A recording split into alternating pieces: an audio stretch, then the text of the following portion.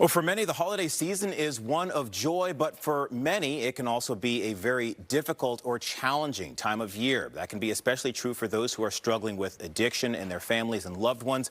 A study from Axial Healthcare found that overdose rates increased by 22% over the holiday season. The HIV Education and Prevention Project of Alameda County has been studying this and working to save lives at risk. Now, we're joined in studio by Michael Snow and Sabrina Fuentes.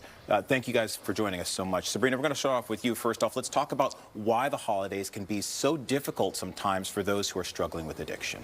Oh, well, thank you for having us. And the holidays can be very isolating and lonely for those that don't have family around them.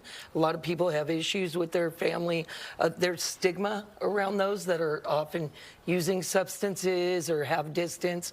The COVID has caused a lot of gaps, I guess, I don't know, fractures in different systems and stuff, and people get alone, they're using alone, there's nobody with them, they don't have access to Narcan, and that can cause a lot of issues and overdose. And that is actually part of your mission, is to try to get Narcan in as many places as possible. If you could talk for a moment about where you're trying to get it and how people can access it so that they can potentially save someone's life. Well, we have 3 fixed sites, one on Tuesday evenings in Fruitvale, one on Thursday evenings in Deep East Oakland, one on Friday mornings on San Pablo. We are going to have a link to our website that'll give people more detailed access to our locations. Mike has some information on where he's been doing trainings and stuff. We've been in schools, we've been in city offices, we've been in a lot of different places. We're trying to offer it to anybody that would like to be trained and have it to respond. Go ahead. And it's really one of those things that you need to know what to do. I don't know if I've had a chance to tell you guys this before, but I usually work in San Francisco. My photographer and I carry Narcan with us everywhere we go. And I've actually had to do a Narcan revival before.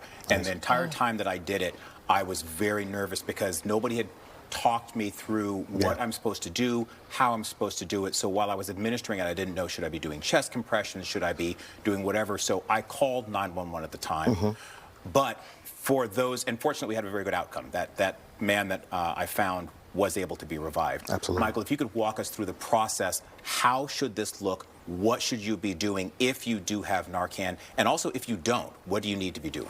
Great question. Thank you for having us, too. Again, Christian, a lot of times with an opioid-induced overdose, which Narcan will be a medication that will be able to reverse that overdose, the person may be non-responsive. There could be other symptoms where their lips and nails could turn a different color, bluish, a dark gray. They could be dizzy and confused. They could be very cold and clammy skin. But the thing about it, and the number one thing, is they'll be non-responsive most of the time. You can't wake them up. Within the first minute, a couple of minutes, they'll go unconscious. They may go in and out of consciousness. And that's kind of the response that you're looking for, that this person may be having an opioid-induced overdose. And that includes, like, if you give them a good hard shake or something, they're just not going to wake up. They're not going to respond. Well, out of respect to the person, you want to give them physical stimulation, but you want to do a sternum rub. So you take your fist, you rub it in between their sternum. You'll do verbal stimulation. You'll yell their name. You'll tell them you're going to call the police. You'll tell them you're going to give them Narcan. If someone is intoxicated with opioids or opioid dependent, they won't want you to give them Narcan because it will put them into a withdrawal symptom. Okay. But you're looking for a response. If they do not respond, then you go into action, whether you're giving them the nasal Narcan or you're giving them the injectable Narcan. And I think Sabrina's just opened it up. And this is what it looks like. And for those who haven't seen it, it's actually fairly simple. How do you administer it, and how much do you know? How do you know if you're giving enough? Good question. So both methods, whether it be the injectable or the nasal, has 4 milligrams or 1 milliliter, so they have the exact same amount. Once you haven't got a response from the person after you've done verbal and physical stimulation, it's time to act. So what you would end up doing is taking the airway and moving anything out of their airway. You want to then open up the package. You would put your index finger and your middle finger at the top. You put your middle finger or your thumb on the bottom of the plunger.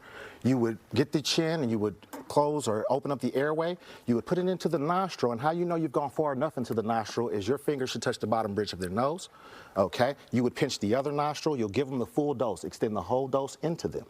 Once that happens, you have someone call the police, 911, then you would want to start into rescue breaths. So we give these CPR face shields out to persons to kind of diminish the fear, no pun intended or pun intended, to break that barrier down for people that may not want to give mouth-to-mouth resuscitation.